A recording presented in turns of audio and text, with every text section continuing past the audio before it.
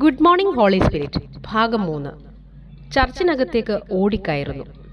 ചർച്ചിന്റെ വാതിലുകൾ തുറക്കാൻ തുടങ്ങിയപ്പോൾ ജനം മുന്നോട്ടാഞ്ഞു തുടങ്ങി. എനിക്ക് അനങ്ങുവാൻ സാധിക്കുന്നില്ല. എൻ്റെ ശരീരത്തിൽ അനുഭവപ്പെട്ടിരുന്ന ആ വിറയൽ അപ്പോഴും തുടരുകയാണ്. ജിം പറഞ്ഞു, ബെന്നി, ആ കതക് തുറക്കുമ്പോൾ നിനക്ക് ഓടാൻ കഴിയുന്നത്ര വേഗത്തിൽ ഓടിക്കയറണം.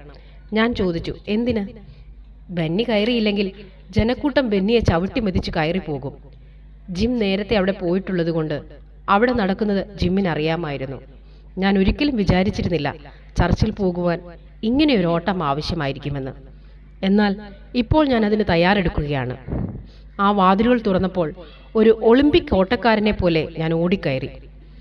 പ്രായമുള്ള സ്ത്രീകളെയും യുവാക്കന്മാരെയും മറ്റും പിന്നിലാക്കി ഞാൻ ഓടിച്ചെന്ന് മുൻനിരയിൽ ഇരിക്കുവാൻ ശ്രമിച്ചു. ഒരു വോളണ്ടിയർ മുൻനിര റിസർവ് ചെയ്തിരിക്കുകയാണ് എന്ന് എന്നോട് പറഞ്ഞു. മിസ് കുൾമാൻ്റെ സ്റ്റാഫ് അംഗങ്ങളാണ് മുൻനിരയിൽ ഇരിക്കുവാനുള്ളവരെ തിരഞ്ഞെടുക്കുന്നത് എന്ന് ഞങ്ങൾക്ക് പിന്നീട് മനസ്സിലായി. കുൾമാൻ പരിശുദ്ധാത്മാവിനോട് വളരെയധികം സെൻസിറ്റീവായിരുന്ന ഒരു ശുശ്രൂഷകയാണ്. അതിനാൽ അവർക്ക് മുന്നിലിരിക്കുന്നവർ പ്രാർത്ഥിക്കുന്നവരും ധ്യാനിക്കുന്നവരുമായിരിക്കണമെന്ന് നിർബന്ധമുണ്ടായിരുന്നു.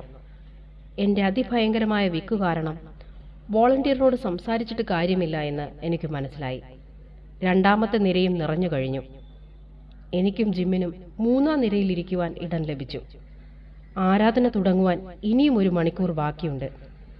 ഞാൻ എൻ്റെ കോട്ടും ഗ്ലൗസും ബൂട്ട്സും ഒക്കെ ഊരി ഒന്ന് റിലാക്സ് ആകുവാൻ ശ്രമിക്കുമ്പോൾ എൻ്റെ ശരീരത്തിലെ വിറയൽ നേരത്തേതിലും കൂടുന്നതായി എനിക്ക് മനസ്സിലായി. വിറയൽ നിൽക്കുന്നതേയില്ല. എൻ്റെ കൈകളും കാലുകളും എന്തോ യന്ത്രത്തിൽ ഘടിപ്പിച്ചതുപോലെ വിറയ്ക്കുന്നുണ്ടായിരുന്നു. ഇതുപോലെ ഒരു അനുഭവം എനിക്കുണ്ടായിട്ടേയില്ല. സത്യം പറഞ്ഞാൽ ഞാൻ പേടിച്ചു പോയി. ഓർഗൻ പ്ലേ ചെയ്തു തുടങ്ങിയപ്പോൾ എനിക്ക് എൻ്റെ വിറയലിനെ കുറിച്ച് മാത്രമേ ചിന്തയുണ്ടായിരുന്നുള്ളൂ. അത് ഒരു അസുഖമോ പനിയോ ജലദോഷമോ പോലെയൊന്നും ആയിരുന്നില്ല. സമയം കടന്നു പോകുന്തോറും അത് കൂടുതൽ മനോഹരമായി തോന്നി തുടങ്ങി. വെറും നിസാരമായ ശരീരത്തിലുണ്ടാകുന്ന ഒരു അനുഭവമല്ല, അസാധാരണ ഒരു ദിവ്യാനുഭവമായിരുന്നു അത്. ആ നിമിഷം എവിടെ നിന്നെന്നറിയില്ല കാതറിൻ കുൾമാൻ എത്തി. പെട്ടെന്ന് ആ അന്തരീക്ഷം മാറുവാൻ തുടങ്ങി. എന്താണ് പ്രതീക്ഷിക്കേണ്ടതെന്ന് എനിക്കറിയില്ലായിരുന്നു. എനിക്ക് ചുറ്റും നടക്കുന്ന ഒന്നും ഞാൻ അറിയുന്നില്ല. ഒരു ശബ്ദവുമില്ല. സ്വർഗീയ ദൂതന്മാർ പാടുന്നില്ല. ഒന്നുമില്ല. എനിക്കറിയാവുന്നത് കഴിഞ്ഞ 3 മണിക്കൂറായി ഞാൻ വിറയ്ക്കുകയാണ് എന്ന് മാത്രമാണ്. പെട്ടെന്ന് പാട്ടുപാടി തുടങ്ങിയപ്പോൾ ഞാൻ പ്രതീക്ഷിക്കാത്ത ഒന്നാണ് ഞാൻ കാണുന്നത്. ഞാൻ എഴുന്നേറ്റ് നിൽക്കുന്നു. എൻ്റെ കൈകൾ മുകളിലേക്ക് ഉയർത്തിപ്പിടിച്ചിരിക്കുന്നു. എൻ്റെ കണ്ണുകളിൽ നിന്ന് കണ്ണുനീർ എൻ്റെ കവിളിലൂടെ ഒഴുകി താഴേക്ക് വീഴുന്നു.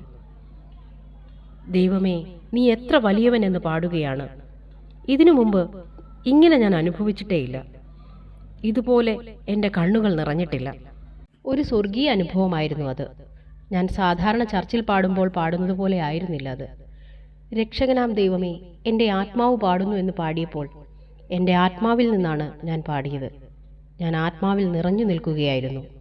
കുറച്ചു സമയം കഴിഞ്ഞാണ് എൻ്റെ വിറയിൽ നിന്നത് ഞാൻ മനസ്സിലാക്കുന്നത്. എങ്കിലും ആ ആത്മീയ അന്തരീക്ഷത്തിൽ ഞാൻ തുടർന്നുകൊണ്ടിരുന്നു. എൻ്റെ അനുഭവങ്ങൾക്ക് അതീതമായിരുന്നു ആ ആരാധന. തികച്ചും ആത്മീയ സത്യങ്ങൾ മുഖാമുഖമായി കാണുന്നത് പോലെയായിരുന്നു അത് ഞാൻ അനുഭവിച്ചത്. മറ്റാർക്കെങ്കിലും ഇങ്ങനെ അനുഭവമുണ്ടായോ എന്നെനിക്കറിയില്ല. എന്നാൽ ഞാൻ അനുഭവിച്ചു. എൻ്റെ യൗവന ക്രിസ്തീയ അനുഭവങ്ങളിൽ ദൈവം എന്നെ സ്പർശിച്ചത് ഞാൻ അറിഞ്ഞിട്ടുണ്ട്. എന്നാൽ ആ ദിവസത്തെ ദൈവിക സ്പർശനം പോലെ ഞാൻ മുമ്പ് അനുഭവിച്ചിട്ടേയില്ല.